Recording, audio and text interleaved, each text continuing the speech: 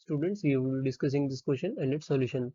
The question has three parts, A, B, and C. A part says, the modern periodic table has been evolved through the early attempts of Dobreny, Newland, and Mendeleev. So we have to list one advantage and one limitation of all three attempts. Second part says, name the scientist who first all showed that atomic number of an element is a more fundamental property than its atomic mass. And C part is state modern periodic law. So let us move to the solution. The solution for A part is that we have to write the advantage and limitation. So Dobreny periodic table advantage was to predict the atomic mass of the middle element in each triad. To predict the atomic mass of middle element in each triad.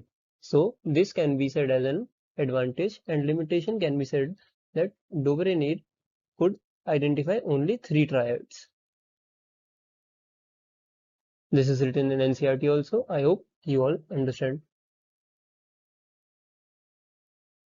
For the Newland periodic table, the advantage was every 8th element had properties similar to that of first. So it was a bit of easy and correlated the properties of elements with their atomic mass. So the advantage can be understood in different words that this periodic table was easy to study, and the limitation for this Newland periodic table was it was only applicable up to calcium, only 56 elements and no future element.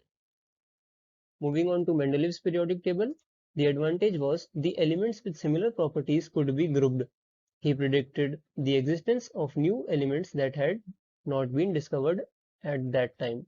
So this can be said as a huge advantage, but the limitation was no fixed position for hydrogen, position of isotopes, and atomic masses do not increase in a regular manner.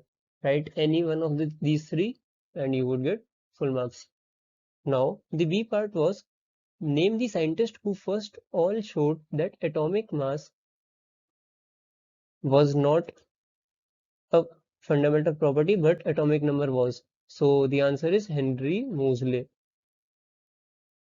The C part was state modern periodic law.